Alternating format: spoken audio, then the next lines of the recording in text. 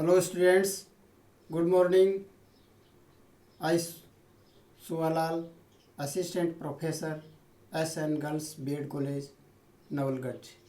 You are welcome in the YouTube channel of SN B.Ed College. I have taught some teaching methods of English pedagogy in the previous videos. Grammar translation method, direct method and bilingual method. Today in this video we will learn about the next teaching method of English pedagogy, the structural approach method. At first I will tell you the meaning of structural approach method. Structural approach method is an arrangement of words in certain order that convey some meaning. Structural approach method का मतलब है शब्दों का arrangement एक निश्चित क्रम में जो कि नया अर्थ प्रदान करे, वह स्ट्रक्चरल अप्रोच मेथड कहलाता है। स्ट्रक्चर से बना है और स्ट्रक्चर का अर्थ होता है ढांचा। हर लैंग्वेज में बहुत सारे भिन्न भिन्न प्रकार के स्ट्रक्चर्स हो सकते हैं और इन स्ट्रक्चर्स के ज़रिए हम कोई लैंग्वेज सीखते हैं तो वह स्ट्रक्चर अप्रोच मेथड कहलाता है। फॉर एग्जांपल्स, जैसे मैंने सिंपल सा 3 शब्दों का एक स्ट्रक्चर लिया जिसमें सब्जेक्ट, वर्ब व ऑब्जेक्ट सभी अलग अलग हैं, लेकिन एक चीज़ तीनों में समान है, वह है स्ट्रक्चर। अतः हम कह सकते हैं कि भिन्न भिन्न स्ट्रक्चर से हम जो भाषा सीखते हैं वह स्ट्रक्चर अप्रोच मेथड कहलाता है।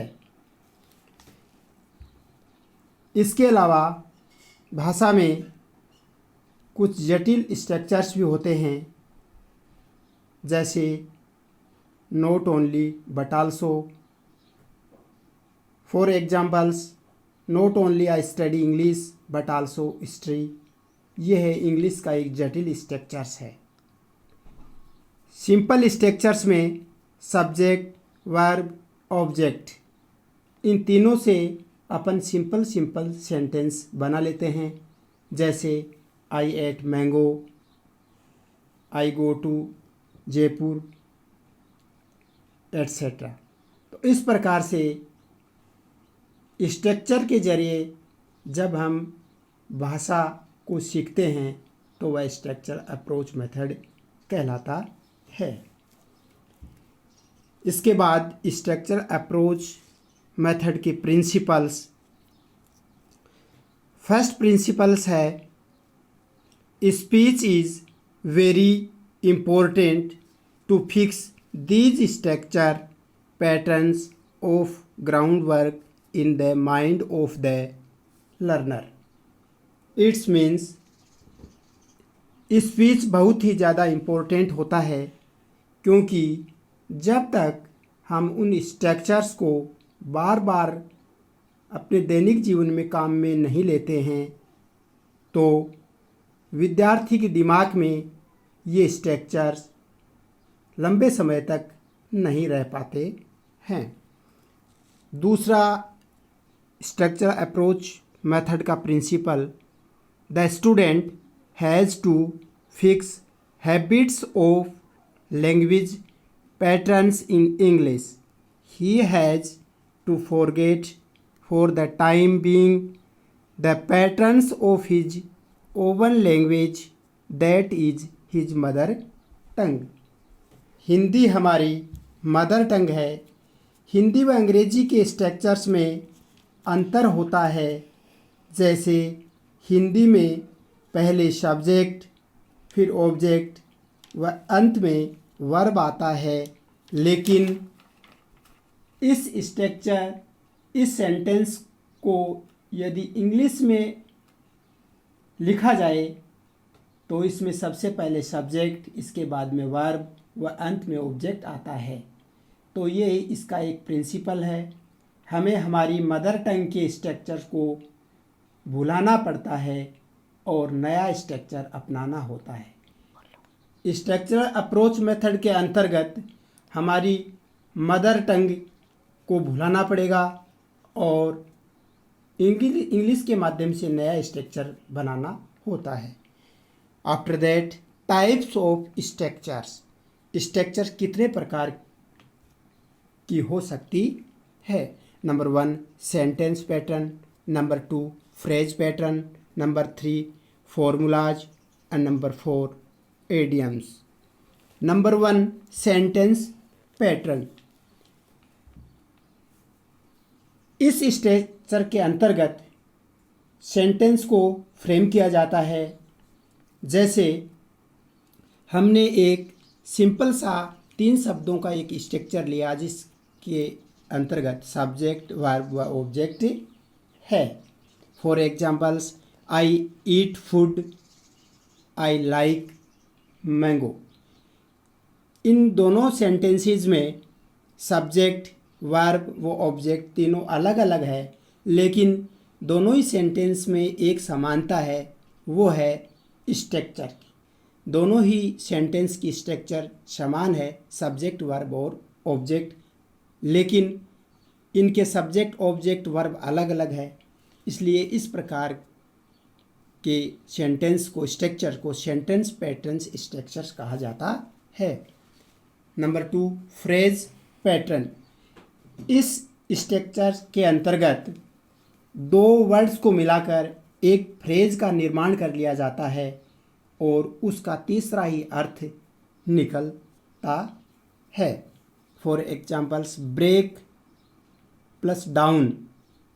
ब्रेक और डाउन का अलग अलग अर्थ, ब्रेक मीन्स टूटना, डाउन मीन्स नीचे।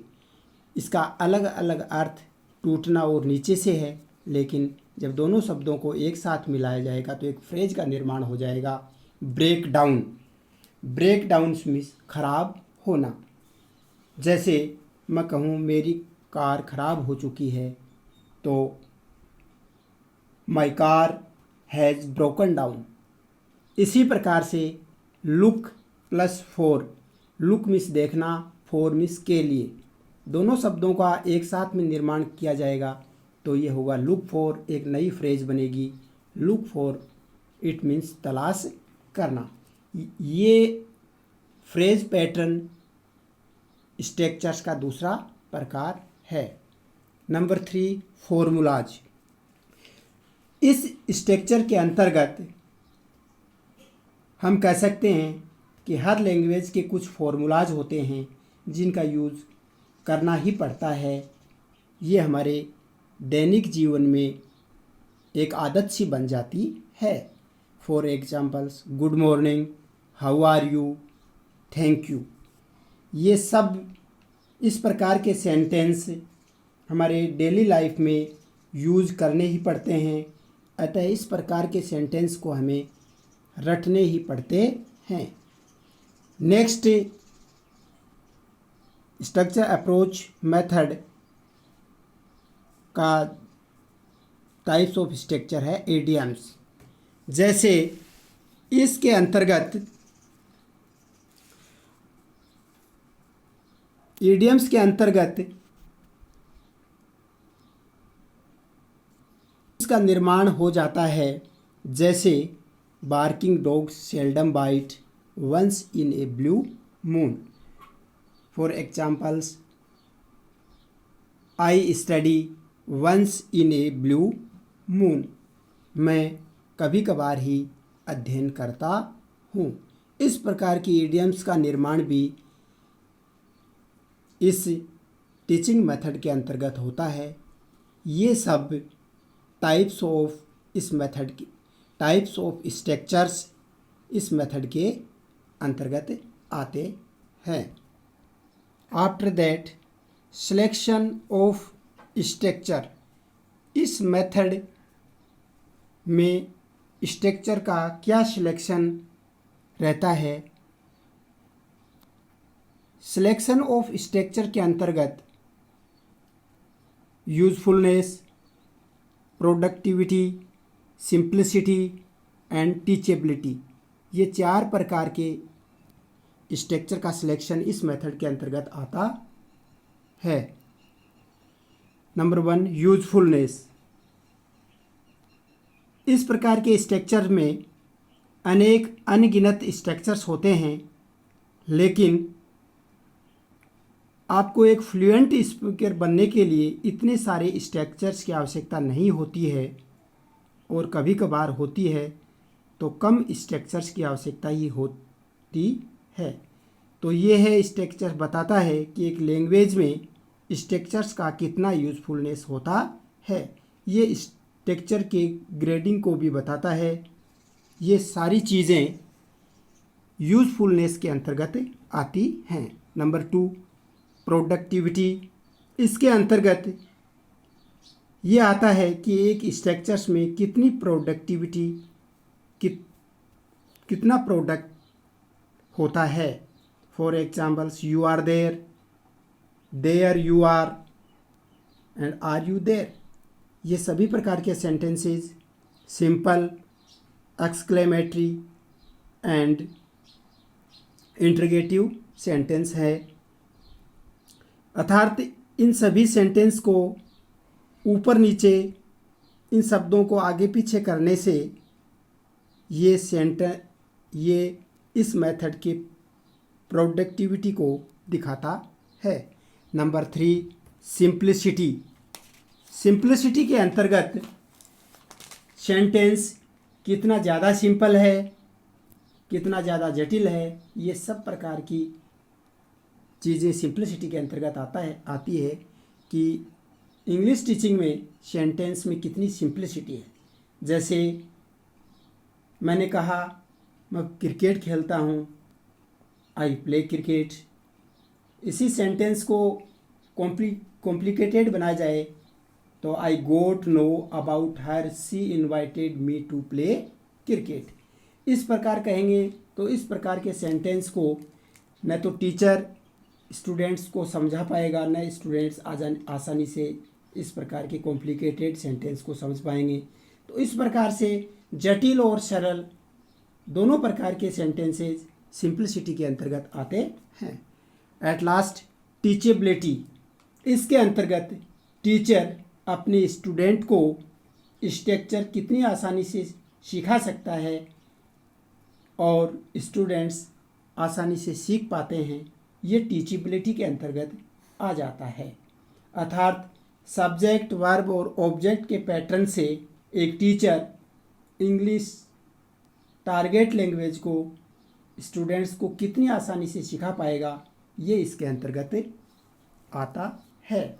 सो we can say that some structures easily can be taught more than others। कुछ स्ट्रक्चर्स आसानी से सिखाई जा सकती है दूसरे स्ट्रक्चर्स की भांति।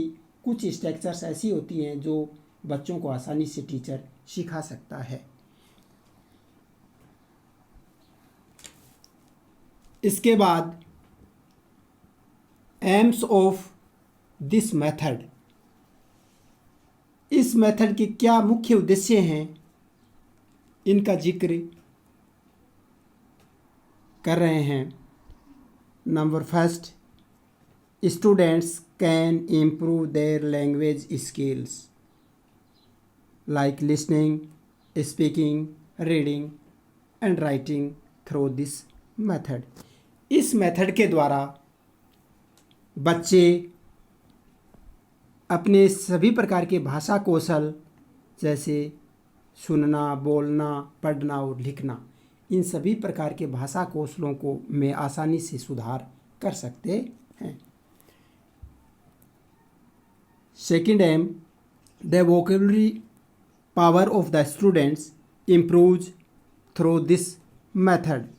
इस मेथड के द्वारा बच्चों की वोकेब पावर में भी वोकेब पावर बढ़ती है, वोकेब पावर में भी सुधार होता है। Number 3, speech habit also improve through this method. इस मेथड से बच्चों की स्पीच हैबिट में भी इम्प्रूव होता है। Last, this method improves the classroom environment interesting and natural.